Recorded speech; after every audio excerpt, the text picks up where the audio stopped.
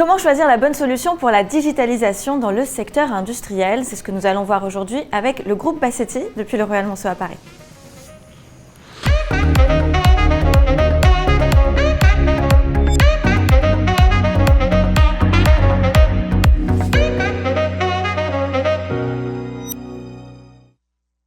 David Bassetti, bonjour.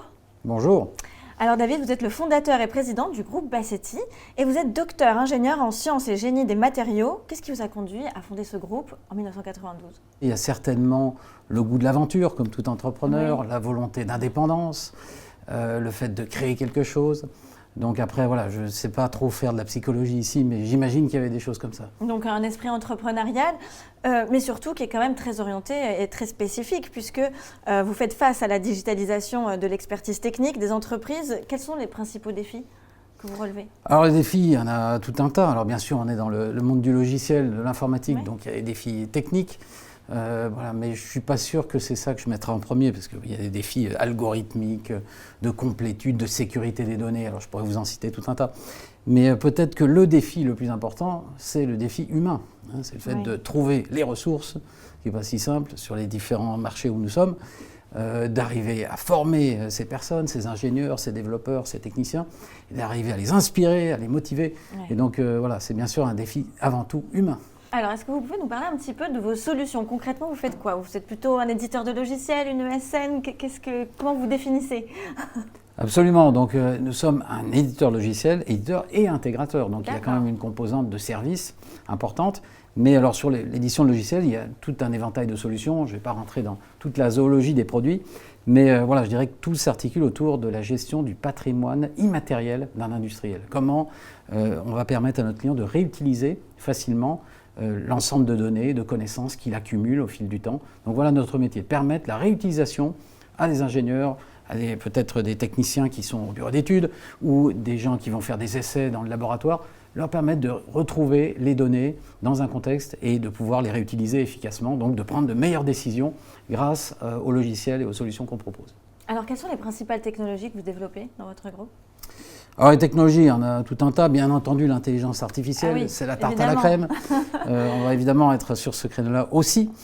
Néanmoins, je dirais il y a aussi d'autres défis, comme par exemple l'interopérabilité, le fait de pouvoir s'insérer dans le système d'information du client en toute sécurité, le fait de pouvoir s'interfacer avec toutes sortes d'autres outils, puisque notre solution n'est pas toute seule. Oui. On va souvent coopérer avec d'autres organes du système d'information. Vous adressez à qui, essentiellement ? Alors, nos clients sont principalement des grandes industries, des grands groupes industriels dans le monde entier, mais bien sûr en France aussi. Donc, je peux en citer quelques-uns sur ce territoire. Oui. Donc, évidemment, les grands noms du CAC 40, que dans l'énergie, ça va être EDF, Framatome, dans le nucléaire, il y a évidemment dans l'aéronautique Airbus, Safran, dans la chimie, la pharmacie, dans tous les secteurs. Alors, votre entreprise, elle a connu une expansion internationale avec des acquisitions comme celle de Maxima, c'est ça ? Absolument. En Allemagne. Quelle est votre stratégie pour les expansions à l'international ? Alors, à l'international, on a commencé assez tôt, puisque ça fait 15 ans qu'on est sur différents pays. Alors, le premier, ça a été la Chine. Ensuite, il y a aussi l'Inde en Asie. Les États-Unis, le Canada. Donc, c'est l'autre versant. Et bien sûr, en Europe, vous venez de le citer, le plus gros marché, c'est l'Allemagne, puisque la plus grosse industrie européenne se trouve dans ce pays. Donc nous avons effectivement fait une acquisition l'année dernière de la société Maxima, mais nous avions déjà une filiale à Munich, donc ça a permis de renforcer notre équipe allemande, et on a encore certainement de belles choses à faire ailleurs en Europe, dans d'autres pays. Alors le groupe Bassetti s'est engagé à soutenir l'Académie des technologies.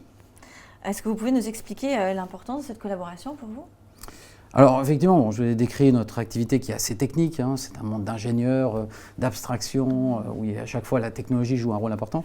Donc il nous a semblé naturel de renforcer notre partenariat avec cette Académie des technologies qui regroupe toutes sortes d'experts dans des domaines particuliers, souvent en lien étroit avec l'industrie.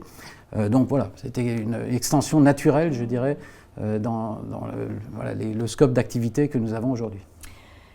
Quels sont les besoins clients qui viennent vous voir? Quand on vient vous voir, on vient chercher quoi? On vient chercher des talents, on vient chercher des solutions technologiques. Quel est votre, on va dire, le cœur de votre métier, de vos solutions, ce que vous proposez le plus à vos clients? Qu'est-ce qu'on vient chercher chez vous? Alors, ce n'est pas forcément des talents, même si évidemment, il y a de nombreux talents chez Bassetti. Mais je dirais qu'on est avant tout un éditeur de logiciels, donc des solutions qui vont être intégrées chez un client. Donc vous vendez des licences? Donc nous vendons des licences, nous vendons des logiciels, des solutions qui seront quand même souvent paramétrées, adaptées beaucoup à la demande du client. Mais je dirais que c'est plus des solutions quand même que voilà, des talents. Maintenant, bien entendu, il faut, et je l'ai souligné, des hommes et des femmes pour faire tourner tout ça, pour imaginer les solutions, les mettre en œuvre. D'accord, mais en tout cas, c'est une solution SaaS que vous proposez ou oui, pas que? Nous avons des solutions SaaS, pas que, nous avons aussi du on-premise, il y a toutes sortes de modes d'acquisition de nos solutions. Eh bien, c'est déjà très complet. Qu'est-ce que je peux vous souhaiter pour l'avenir, pour les prochaines années? Pour l'avenir, nous avons toutes sortes de défis. L'avenir, et voilà, nous sommes sur un marché en croissance, donc je pense qu'on a pour l'instant voilà, un trend assez favorable, hein, même si en dehors de la société Bassetti. Tout ce qui est digitalisation de l'industrie, c'est que le début. Donc évidemment, face à toutes ces mutations que nos clients industriels doivent réaliser, mais voilà, il y a évidemment au premier rang la digitalisation. Donc je pense qu'on a une belle trajectoire ambitieuse. Hein. Alors, on a dit qu'on voulait multiplier par 10 la taille de ce groupe. Oui. Donc aujourd'hui, on est environ 500. Donc vous pouvez imaginer, si nous parvenons à multiplier par 10, ce sera voilà, une belle trajectoire. Une belle trajectoire. Écoutez, c'est tout ce que je vous souhaite. En tout cas, une belle croissance. Merci beaucoup. Merci beaucoup, David. Merci pour cet échange. Je vous remercie également et je vous dis à très bientôt pour une prochaine émission sur Forbes.fr.